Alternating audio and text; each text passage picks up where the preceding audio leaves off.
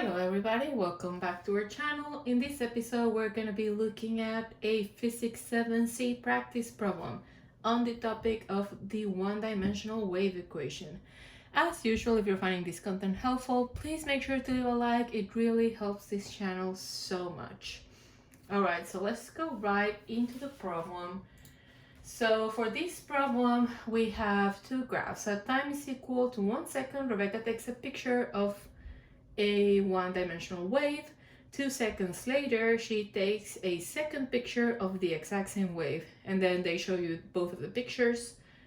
And the question is, if Rebecca also knows that b is equal to 1.2 centimeters per second, what function should she write down to describe this one-dimensional wave?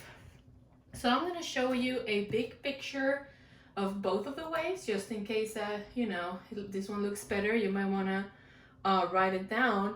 However, for this particular set of, for this new wave of Physics 7C videos, what I'm going to be doing is, if you would rather look at the original PDF, the original quiz that was given, I'm going to be putting a link on the description. So if you just go ahead and click on that link, you're going to see the original PDF. So if you would rather just print that or just like be looking at that while we solve these problems, then that's perfect. Okay, so let's get started. So as you can see, I have, I did a little picture with the graphs. I did as best as I could, but again, you can always just print it out. And let's just get started. So let's see. So both of these graphs, again, the first thing that you always want to do with this problem is make sure that you understand what you're looking at. Both of these graphs are y versus x. So we don't have any y versus t graphs over here. So that's, we need to be mindful of that, because some information you can get from a y versus x graph, some information you can get from a y versus t graph, which we don't have. And then some information you can just get, from whatever. So let's see. We need to find the equation that describes this wave. So I'm just going to go ahead and write the equation, just the generic equation, and then we'll see how to fill the blanks. So this is, I'm just writing down my equation sign. Now, obviously, you're always going to have this equation available to you. Plus minus 2 by x lambda plus y naught plus, there we go. Okay, and then we also have the auxiliary equations, which is the not our main equation, but they are also very useful, which is that velocity is equal to lambda divided by t. Distance is equal to velocity times time. And, frequency, don't know if we're going to use this one, but we should always have it at hand. So this is it. Okay, so basically this is an exercise of, if you can find everything over here, then you're good. So let's just start with the easy things. So let's see, can we get the amplitude? Yes, amplitude we can very easily get from, a y versus x graph. We just need to look at the upper part over here, and then the minimum over here.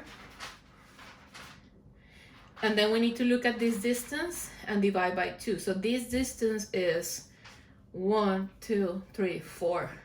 Divided by 2, that is equal to 2. So this amplitude is equal to 2. And then y is in centimeters, so this is centimeters, like this. Okay, so now what's next? Can we find lambda?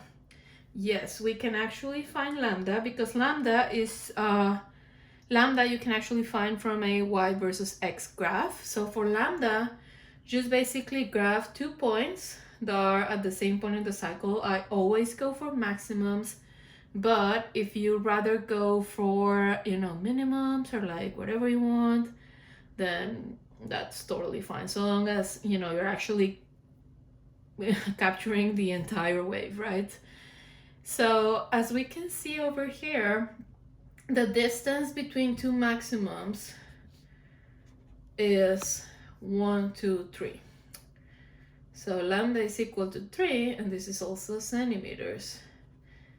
Why did I pick this graph? Well, the reason why I picked this graph is because my maximums are very clearly indicated over here. They're very pretty at 3 and 6.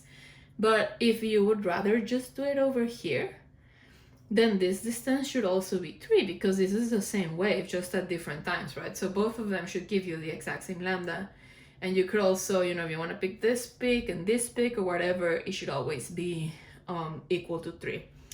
But again, I just did it here because it's so nice from 3 to 6, and this one, I don't really know. I would have to look at the PDF, and I don't want to. So there we go. Lambda is equal to 3 centimeters as well. Now, t, which is the period, we actually cannot get t from the graph, because t, you can only get, if you're looking at a graph, you can only get it from a y versus t graph, and both of these are y versus x, so we can't. However, we can actually get it because we can just use this auxiliary equation over here. So if, let's see, velocity is equal to 1.2 centimeters per second, and this is also equal to lambda over t, then if I plug in lambda over here and then solve for t, then t is equal to lambda over 1.2, so 3 divided over 1.2. So 3 divided over 1.2, let's see, 3 divided over 1.2, then that is equal to 2.5. 2.5 seconds. Now 2.5, if you want to go ahead and write it as a fraction, that's fine, but 2.5, it's perfectly fine. So I'm just gonna leave it like that. I don't really care. So now, okay, so we have this guy, we have this guy, we have this guy. This guy, we have to figure it out. So let's see. I think let's just find y naught first. So y naught is actually easier. For y naught, you basically take your maximum and then subtract the amplitude. So if your maximum is 3, but your amplitude is 2, then that basically means that your graph had a displacement of 1 unit going upwards, right? Because if it weren't displaced, then both of these would match. The subtraction would be 0, and that means that your graph is perfectly, centered over here. But because the maximum is 3 and your amplitude is 2, that means that your y naught is actually positive 1 centimeters. And if the subtraction yields a negative number, then that just means that it was displaced downwards. Now, let's just look at our, we need to find the fixed wave constant, which is the last thing that we have to do. Now, there are several ways in which you can find your fixed phase constant. Again, some people use the total phase. Some people use the substitution method, which is what I do. Some people do it by, which is fine. It would actually be very easy at this point because this is a maximum over here, so it wouldn't be that hard to figure out. However, whatever you want to do it, you go ahead. I'm going to use the substitution method because, that's just how I always do it, and I'm very comfortable doing that. So if you want to use the substitution method, you basically leave this little guy till the end, which whatever method you use, this one's going to be the last one you get pretty much. And then you just substitute whatever value you want to substitute pretty much.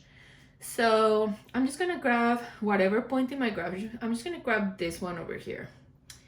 So for this point over here, that means that t is equal to 3. So at t is equal to 3 and x is equal to 0, y is equal to positive 3. And then you just go ahead and put it over here. So positive 3, which is y, is equal to positive 2, which is my amplitude, sine 2 pi. Time is equal to 3 because I'm using this graph, otherwise time would be equal to 1, but I'm using this one, so I have to put a 3 over here. And then my period was 2.5. And I actually need to figure out this first. Okay, I need to figure out this first, and then I'm gonna come back to no, wait, I don't have to figure out this right now because I was very lucky and I picked x is equal to 0. So regardless of, whether it's plus or minus, I was very lucky because I skipped a step essentially, and this is still gonna work out. So this is a 0, plus minus 0, so it doesn't matter because x is equal to 0. Plus this thing that I want to find, and then this is plus 1 over here. So then I just basically have to solve for this little guy. Again, if this weren't the case, then I would have to figure out the direction first, which is pretty easy and independent of this, so we're just gonna do it at the end. But I was lucky enough that it doesn't matter.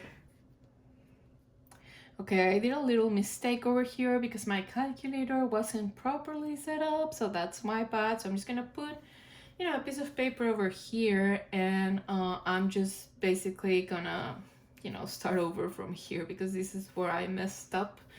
So we have minus 1 over here, this is plus 3, so this is okay. So if I wanted to solve for this guy, then that is equal to sine negative 1 of 1, because 2 divided by 2 is 1.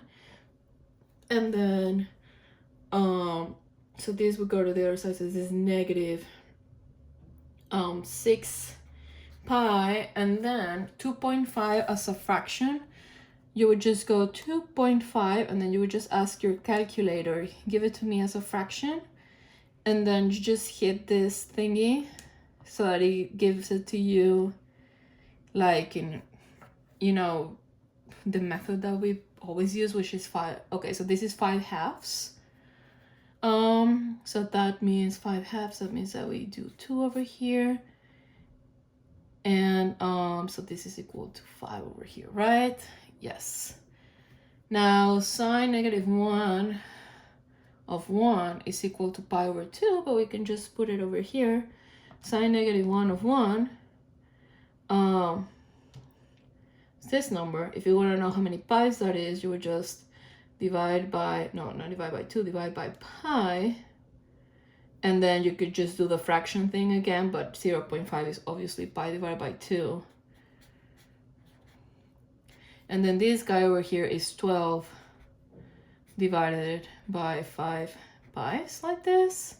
So then at this point, you would just basically subtract both of the fractions. So let's just go ahead and do that. So let's see. So we have 1/2